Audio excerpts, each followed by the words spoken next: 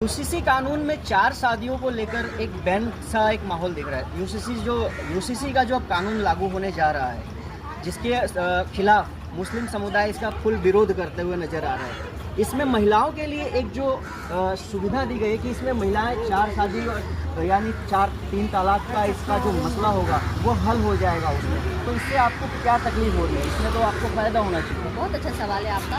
ज़्यादातर लोगों के दिमाग में ये है कि मुस्लिम्स में 3 तलाक फ़ौरन होती है और 4 शादियाँ भी बहुत होती है, जबकि इंडिया में इसका रेशियो 0.01% ही है।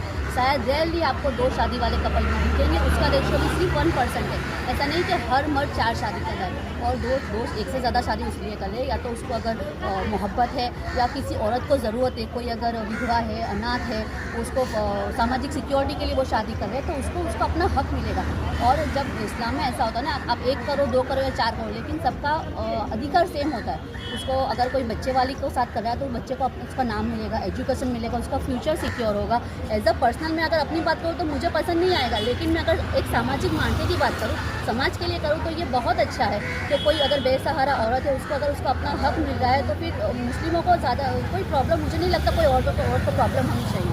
मैम 4 शादी तो ठीक है, लेकिन जो 3 तलाक होता है जिसकी वजह से काफ़ी औरतें बेघर बेसहारा होने पर मजबूर हो जाती हैं, उनके विषय में आप क्या? ये भी एक मिसगाइड है कि 3 तलाक रैली नहीं होते हैं तो एक होते हैं। इसकी प्रोसीजर होती है कि आपने एक लिया, फिर काजी के पास जाता है, एक पीरियड होता है, उसके बाद आपको दूसरा तलाक, उसका तीसरा तलाक। 3 तलाक भी नहीं होते, ये सब गलत मान्यता है।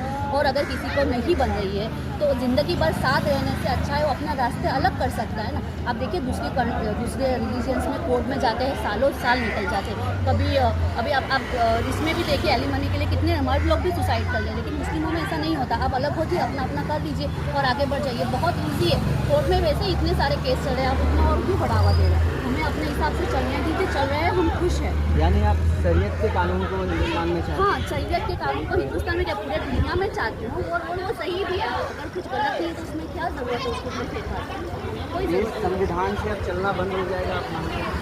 संविधान से हम वैसे भी चल रहे हैं। हम सिर्फ इतना करें, हम संविधान से हम चल रहे हैं। हम संविधान और शरीयत को साथ में लेके चल रहे हैं। हमारी दोनों आँख है, एक संविधान है तो हम किसी को नहीं छोड़ सकते, ना हम शरीयत को छोड़ सकते, ना हम संविधान को छोड़ सकते। लेकिन बस इतना ही सरकार हमारे जो रिलीजियंस मैटर है उसमें आप दखल देना बंद कर दीजिए, बस इतना ही कहना है।